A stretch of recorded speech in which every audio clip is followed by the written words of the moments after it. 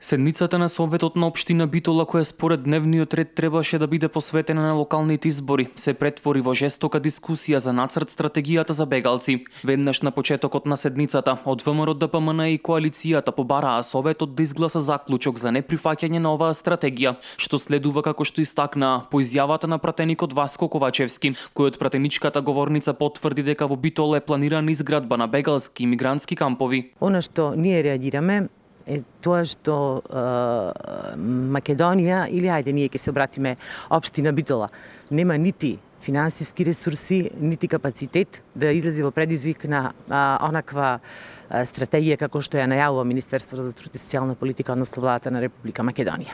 За нас се најважни граѓаните на општина Битола, иако во минатиот период се помага на многу на одредени социјални категории, сепак сведоци сме дека многу од аспектите на социјалните, значи со ромите пред се ќе ги земам, имаме многу граѓани кои што не се вработени, имаме ред на чекање во градинките, во старските домови, значи имаме проблеми ние доволно нашите граѓани и навистина немаме капацитет да излеземе во предвид во пресрет на стратегијата која што се нуди од Министерството за труд и социјална политика. Од опозицијата пак исто така побараа донесување на заклучок со кој според нив целосно би се демантирале лажните вести за изградба на кампови. На советничката говорница беше цитирано и соопштението од Министерството, во кое се вели дека нема да има изградба на кампови од ваков карактер. Како советници на локално ниво од опозицијата имаме јасна обврска да се грижиме за интересите на граѓаните,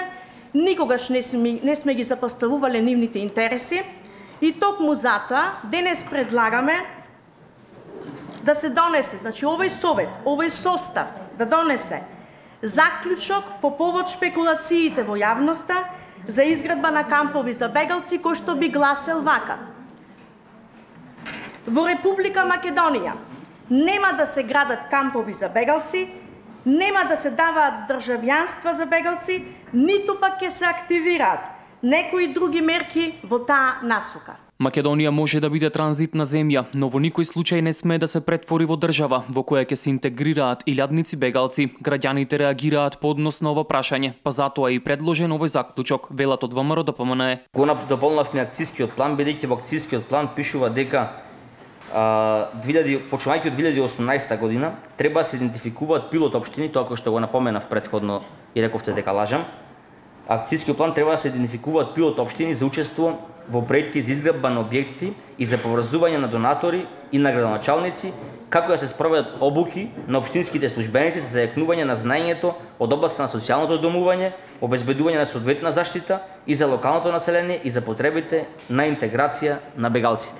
Она кој што друго ми смета, а кој што не го напоменуваме во вашиот заклучок е тоа делот каде што пишува, каде што и гостите напоменаа дека доколку се прифатат бегалци или мигранти на територија на општина Битола, ќе се обезбеди учење на јазикот на државата кој што ги прифаќа.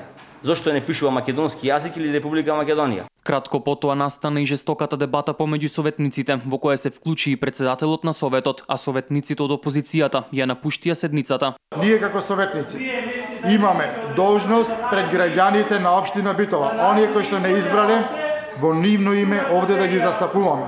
Во нивно име треба да кажеме за некои работи за кои што нивното мислење.